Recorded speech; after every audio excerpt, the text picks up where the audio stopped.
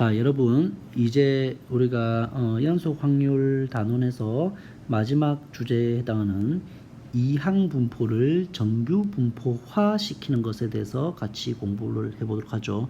자, 여러분들 이항 분포라고 하는 것은 여러분은 아시겠지만 이산적인 상황에서의 메이크 분포죠. 정규 분포라고 하는 것은 연속적인 상황에서의 메이크 분포죠. 맞죠? 그런데 우리가 정말 재미난지는 모르겠지만 이산적인 상황에서 이산 확률 분포에서는 총 시행 횟수라고 하는 게 있는데 이 n이라고 하는 게 있죠. 근데 이 n을 이게 뭐 10, 20, 30에서 뭐 50, 30 이상이 보통 넘어가면은 유의미하게 되는데 한 30 정도를 넘어서게 되면은 뭐가 되냐면 이 그래프가 정규 분포의 모양을 취하더라는 것을 발견한 거예요. 잘 봐. 그래서 이 표를 보면은 자, 데이터 값이 10일 때는 우리가 이항 분포가 이렇게 데이터 값이 잡히는데 데이터 값이 10번 시행했을 때는 이렇게 정규 분포하고는 좀 거리가 멀게 생겼는데 30번 지나니까 어떻게 돼요? 30번 지나니까 30번 정도 시행을 하니까 요런 모양이 되고 그 다음에 50번 정도 시행하니까 이렇게 되면서 점점 어떤 모양을 갖춰 가더라 하니까 정규 분포의 모양을 갖춰 가더라. 뭐가? 이항 분포가 우리가 이렇게 시행의 수가 많으니까 처음엔 점점점으로 됐지만 나중에 마지막은 어떻게 되겠어요? 거의 직선처럼 이렇게 보여지겠죠. 연속 확률 변수 x에서 표현된 것처럼 생겼겠죠. 그래서 이항 분포가 시행의 수가 커지면 커져갈수록 정규 분포가 되더라. 그러면 우리가 이항 분포라고 하는 것은 확률 변수 x가 따릅니다. 이항 분포 시행의 수가 n이고 각 상황에서 각 시행에서의 사건의 발생률이 p인 이런 이항 분포를 따른다고 했는데 자, 여기서 n과 p를 이용해서 우리는 뭘 만들 수 있어? 평균을 만들 수 있죠. 바로 시행의 수와 확률을 곱하면 되고 그 다음에 또 분산도 만들 수 있죠. 시행의 수와 확률과 발생하지 않을 확률을 곱하면 되잖아요. 그럼 평균과 분산을 구할 수 있기 때문에 이것을 이용해서 우리는 뭐를 만들 수 있어?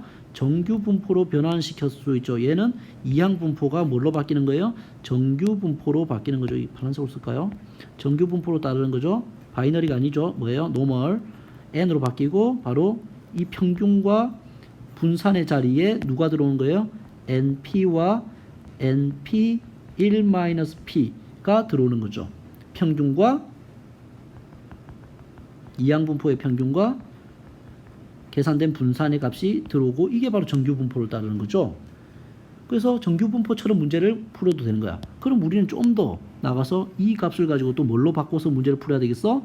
이 값을 가지고 확률 변수 z로 바꿔야 되겠죠. 표준 정규 분포로 바꿔서 얘가 평균이 0, 분산이 1인 그걸로 만들어야 되겠죠. 그럼 그 사이에 뭘 사용되겠어요? z라고 하는 것이 표준 편차분의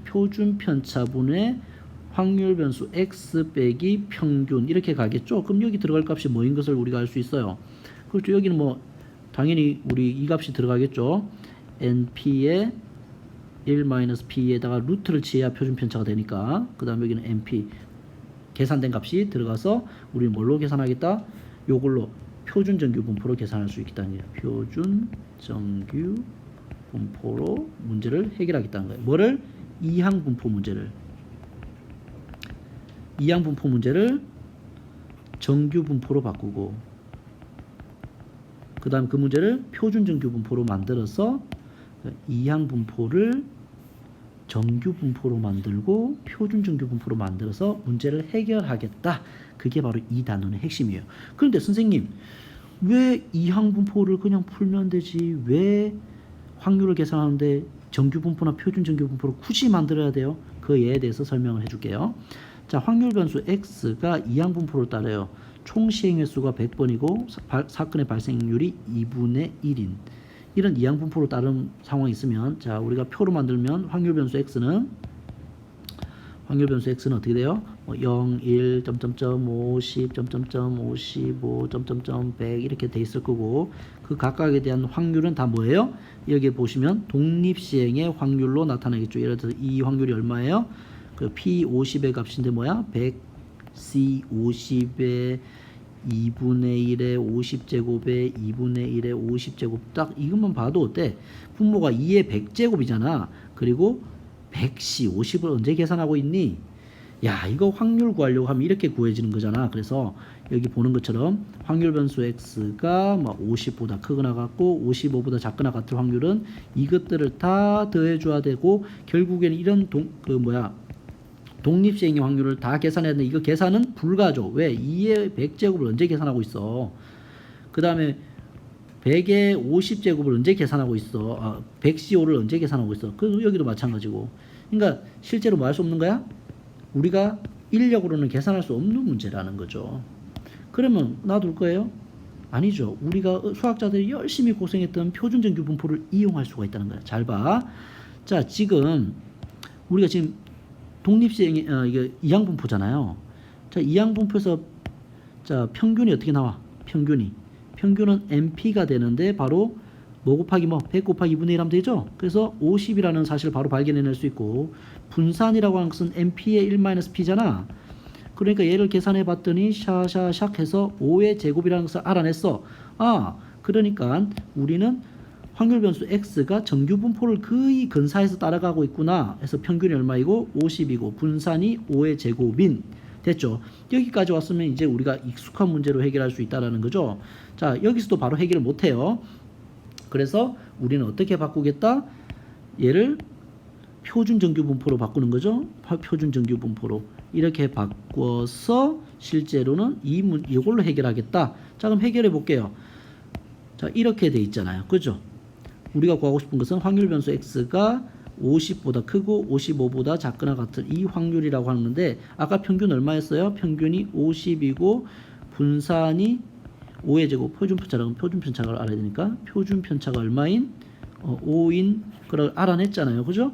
그럼 우린 바로 뭘로 바꿔 쓸 수 있는 거야? 주어진 것을 확률을 표준 정규 분포로 바꿔 쓸 수 있으니까 이것이 뭐예요? 바로 Z잖아요. Z는 표준 편차분의 x 빼기 m이니까 여기서 표준 편차가 5, 그 다음 얘가 50이니까 그러면 실제로 값을 넣으면 얼마예요? 여기에다가 얼마를 넣어야 돼요? 한 번은 50을 넣고 한 번은 55를 넣으면 되겠죠. 50을 넣으면은 얘가 0 되네요. 55를 넣으면 얘가 1이 되네요.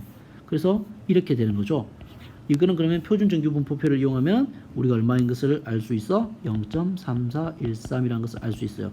즉 다시 말하면 34.13%의 확률로 우리가 이런 100번 동전을 100번 던지는 독립시행에서 앞면이 한 번 나오는 횟수가 확률 변수 x라고 할 때 그 앞면이 100번 던졌을 때 50에서 55번 사이에 횟수가 나올 확률이 34.13%라는 것을 결론을 내리는 거예요. 이렇게 우리는 이산적인 상황에서 이항분포가 평균과 분산은 굉장히 쉽게 구할 수 있지만 확률을 구하는 것은 우리가 사실은 거의 사실상 확률을 이렇게 구하는 것은 사실상 이항분포에서는 거의 불가능한 건데 얘를 어디로 가져와서 정규 분포로 가져와서 확률을 계산할 수 있다. 이게 바로 이항분포의 정규 근사 정리의 핵심입니다. 이해되셨죠? 자, 관련된 문제 하나 풀고 끝내도록 하죠. 자, 한 개의 주사위를 45회 던질 때 3의 배수의 눈이 나오는 횟수를 확률 변수 x라고 하자. 그러면 자 봐봐. 확률 변수 x는 이항분포를 따라요. 총 시행 횟수 450회. 그 다음에 3의 배수는 얼마요? 3과 6이잖아요. 3분의 1을 따르겠네요. 자, 이것에 대해서 평균과 분산을 구하는 것은 매우 쉬운 일이죠. 450 곱하기 3분의 1 하면 되잖아요. 그럼 150이 나오는 것은 너무나 쉽게 할 수 있어요. 분산을 구하는 건요, 역시 마찬가지죠. 450 곱하기 3분의 1에다가 3분의 2가 곱해지니까 얘가 아까 150이었잖아요. 그죠? 곱하기 3분의 2 하니까 355에서 100. 다시 말하면 편차는 10이죠. 10의 제곱이죠. 분산은. 그래서 평균이 m이 150. 표준 편차가 10이라는 사실을 알아냈어요. 그러면 우리는 확률을 이제 다 구할 수 있는 거죠. 자, 그래서 확률을 구해보자. 확률 변수 x가 140보다 크거나 같고 175보다 작거나 같다고 하면 우리는 무조건 표준 정규 분포로 바꿔야 되죠. 얘와 얘 값만 알면 되죠. 얘가 어떻게 되는지를 우리가 z는 시그마 x 빼기 m으로 구하니까 자, 시그마가 얼마? 10이에요. 얘가 얼마? 150이에요. 얘가 얼마? 140이에요. 그러면 마이너스 1이네요. 마이너스 1. 그 다음에 여기가 얼마일 때는 100, 이 뭐야? 175인데 뭐 175죠. 175에다가 50을 빼면 25. 10분의 25니까 2.5네요. 여기는 2.5가 되겠네요. 결국에는 얘는 그러면 조각을 나눠서 생각하면 어떻게 되겠어요? 요렇게 생긴 조각인데 0으로부터 마이너스 1, 2.5니까 요거와 요거의 결합인 거죠. 얘는 뭐와 같은 거예요? Z가 어디와 어디 사이? 0에서 1 사이의 확률과 같은 거고 얘는 뭐예요? Z는 0에서부터 2.5 사이의 확률 이 두 개를 더한 결과물인데 얘가 얼마? 0.3413 얘가 얼마? 0.4938 이렇게 주어져 있죠. 그래서 계산된 결과물은 0.8351이 답이 되는 거예요. 이렇게 여러분들은 이항분포에 대해서 평균과 분산도 구할 수 있지만 확률도 계산할 수 있다가 여러분들이 할 수 있게 된 겁니다.